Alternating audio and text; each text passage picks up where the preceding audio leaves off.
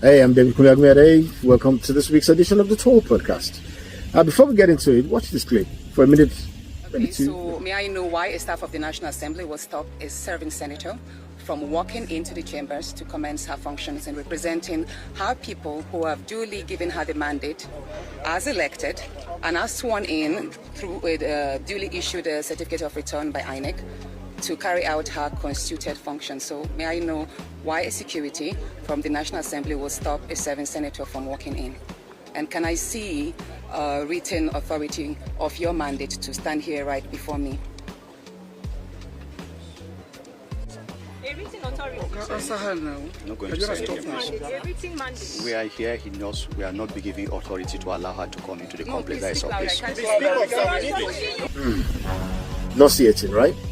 Annoying, infuriating, disappointing, depressing. Need I go on?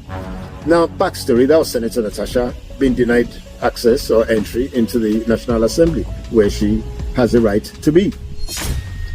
She had a court order recently that clearly stated that the suspension was excessive and she ought to be reinstated immediately. All right?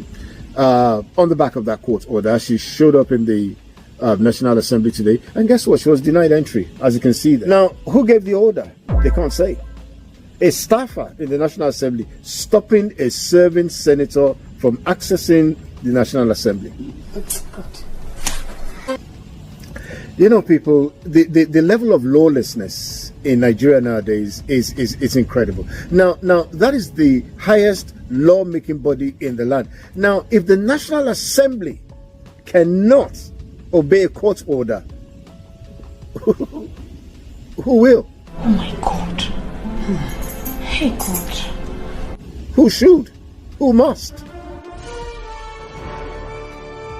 And what I find particularly annoying, what's starting to really disturb me, is all of this is happening under President Tinubu's watch. It's actually rather disappointing because he had always portrayed himself to be a Democrat. All right, he's always portrayed himself to be a man that believed in the rule of law, and the level of truancy that's going on in Nigeria right now, in all shapes and forms and sizes and colors, it's just incredible. It's mind blowing.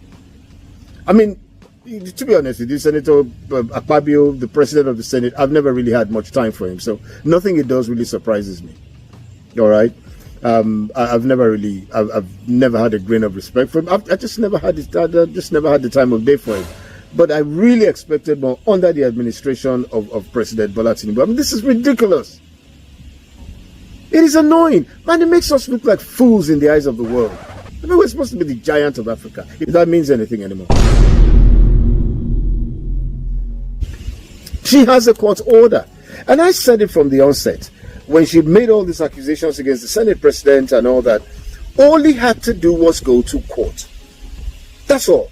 Because it was, if there was no iota of truth in everything she said, as he's claimed, go to court.